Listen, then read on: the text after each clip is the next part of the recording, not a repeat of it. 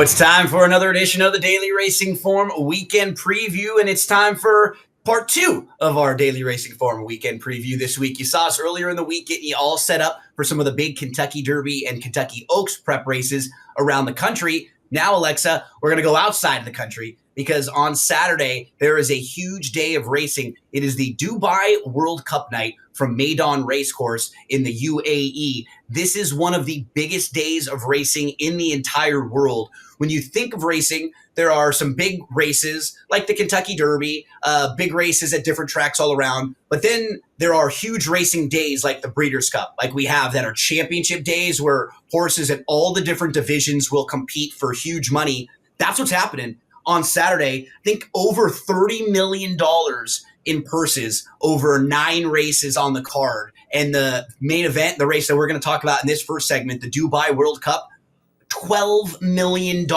up for grabs throughout the years. This has been one of the richest races in all of thoroughbred racing.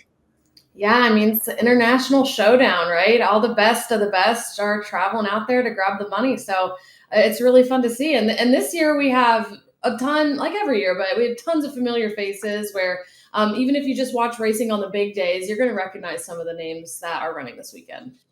So if you think about some of the best horses throughout the years, Cigar won this race in 1996 when it was first created. It's been run every year since 96, except for 2020. It was canceled because of COVID.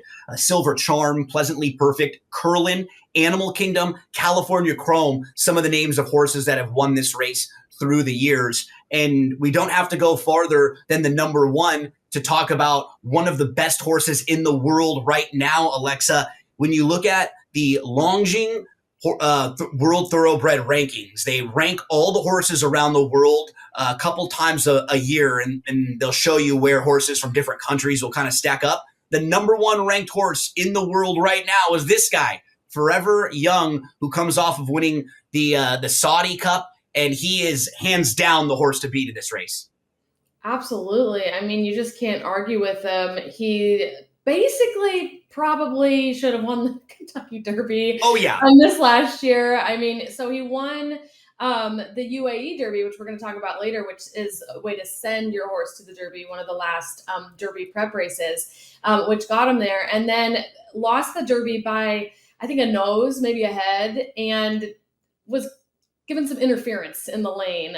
So really, really good horse from Japan. I mean, he's won over $14 million. He's so tactical. He's just so impressive. So, I mean, 4 to 5 odds though, less than 1 to 1 is hard to swallow in a race that's so competitive. But he deserves the odds. He's so good.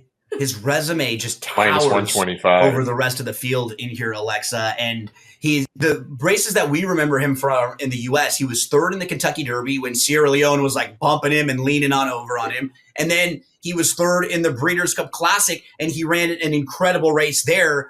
Following that, he's come back and won afterwards. He's just one of the best older horses in the entire world, and he comes off a really impressive win last time out. Let's continue along through the field, Alexa.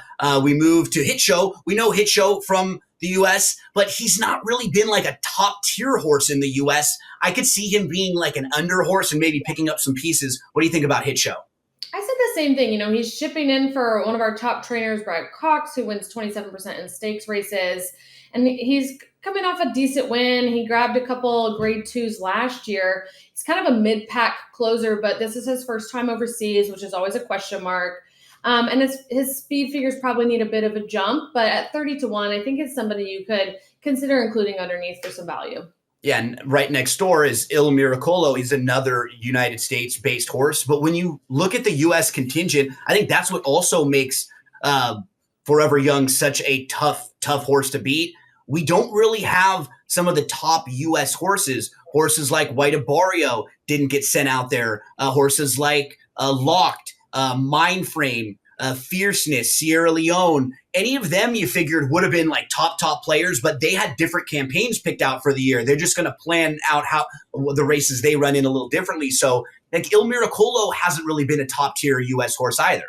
No, he hasn't. I mean, he placed in some graded stakes like the Pennsylvania Derby, but I just think He's overmatched here, I think. Yeah. So, I mean, he's got morning line of 60-1 or plus 6,000. Would that be plus 6,000? Yeah. So, I mean, I think it's too tough for him. The number 4, Imperial Emperor, had an impressive win over this course at Meydan. I think that's something to note. He did lose to Walk the Stars 2 starts back, but he has a local advantage because he's a 3-time winner over this course. He feels like a player. If Forever Young wouldn't show up with his best effort, this could be one of the horses that could maybe win the race. Definitely. I think he's one of the main threats to the favorite. You know, he has tactical speed. He does seem to kind of be peaking in his career. And like you said, has that home field advantage, which is really big. You know, you think about just shipping to another state, try shipping to a whole nother continent and what all that entails. You've got different weather. You've got different, some trainers even bring water with them because water and a goat to keep the horses happy and, you know, used to what they've been used to. So, and that's a great point, Alexa, because they've already had a delay. They're gonna postpone the card an hour because of heat, because of extreme heat. So they're gonna start all of the races an hour later and just hope that they're able to stay out of the heat a little bit longer. Both the 5 and the 6, I think we can kind of talk about together because they're Doug O'Neill train runners from out here on the West Coast, but I don't really know if they stack up with the best horses in the world. They're both up there at big prices. Katona won a not as strong graded stakes out here recently, and Mixto won a not really great edition of the Pacific Classic. Those are kind of their big victories. Can you make a case for them? I mean, the only thing I'll say about Mixto is that he did, I think, improve a lot in the Pegasus World Cup last time. Yep. And it was the first time that a world-class jockey, Frankie Dettori, jumped aboard, and he is staying aboard him tomorrow. So I think that's a plus. If he somehow found his best stride at 30-1, he could be an interesting play. But long shot for sure, not to win, maybe underneath. It was tough for me to make a case for a horse like Ramjet because while you look at his form, his last 3 races in a row, he's been handled pretty easily by Forever Young. Yeah, I mean, he's lost to Forever Young and Wilson Tesoro, another one in here. So for me, it feels like probably a couple of. And then moving to the number 8, that's Rattle and Roll. We've seen out in the U.S. Rattle and Roll has been a solid, like high grade 2, maybe low grade 1 horse in the U.S., but is another who was facing Forever Young last time out. He was pretty overmatched there. Do you think he can run better in this spot? Like you said, you know, he finds true Grade 1 company a bit difficult, which is what he's going to find here. He does get a really good jockey, William Buick. So he's reliable. He's a reliable horse, but I think a bit of a tough spot, but maybe underneath. Ushba Tesoro is a former winner of this race, Alexa. I think you like this horse a little bit, right? I do. He's trying to reclaim his title. You know, he won in 2023 and then got second last year. So he rallies from the clouds a lot of the time. Sometimes he keeps him a little bit closer to the pace. He's an 8-year-old now. So he's getting a little old, but he's still just super deadly on the course. And we're getting like plus 750 on him. So pretty decent odds, I think. The number 10 Walk of Stars was second in the Godolphin Mile last year. That's a race on the undercard. But in the Saudi Cup most recently was well behind Forever Young. He did have a nice win over this course in January, though. So I could see him being in the mix here. What do you do with Walk of Stars? He's another interesting, like, strong local contender who's pretty versatile and proven over the track. So from that standpoint, I understand playing him. I did not end up putting him in my top 4, though. And then rounding out the field, Wilson Tesoro, who was 4th in this race last year. He's earned over $5 million. But again, he's going to have to deal with Forever Young, who's been in front of him in the last couple. And also Ushba Tesoro outfinished him in the Saudi Cup.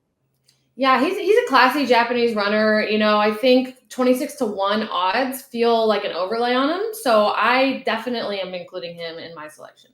And as we move to selections, you've got Ushba Tesoro on top. You're looking for a little more value than me in this race. Yeah, it could be folly, but I'm going to try to beat Forever Young. I couldn't get as creative. I wish I could, but I'll have Forever Young on top. Don't go anywhere, folks. We'll move from the older horses in the World Cup to the 3-year-olds in the UAE Derby.